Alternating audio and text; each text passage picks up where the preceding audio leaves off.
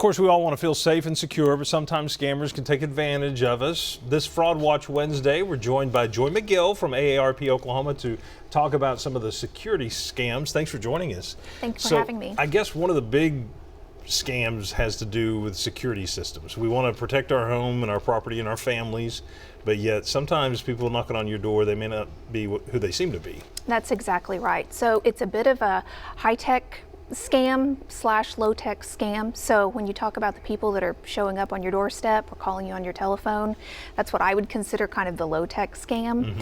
And they don't take the persona of the typical scammer that you think of that's sitting in a dark room with a computer that's stealing your bank account information. They're saying that they are offering you a security system, or perhaps they're representing a company that has taken over your security system contract from someone different. And they prey on our sensitivities.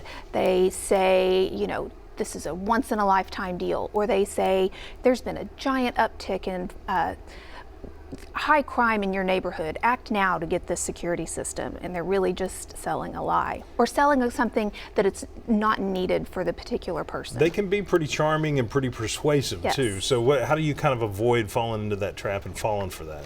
This is like many other scams. It's really important to do your homework. Anytime someone is trying to sell you on something or provide something and they're super high pressure, that's the red flag that it's always time to stop, take a breath, do some homework, do some online checking or checking with a Better Business Bureau to check if they're a verified company. Mm-hmm. If they're saying that they have taken over your particular contract, that's something to look into. Contact your previous service provider and ask them if that's correct. Odds are they would have let you know if there was a big change in your service. And if they say, hey, this is only a one-day deal, one time, one day, today deal, don't even fool with them. That's exactly right. All right, let's get to another question real quick. And I was curious about this. You know, our smartphones can control everything at our home, our thermostats, it can lock our doors now, do all that kind of stuff. Can you be vulnerable to somebody hacking into those and kind of getting into your business a little bit? Absolutely. So that's where we come in a little bit on the high-tech side of the scams. Online, all of the high-tech security things that we can do now are terrific, and they really provide at a hand's glance with our smartphones or our tablets a glimpse of our security systems at home.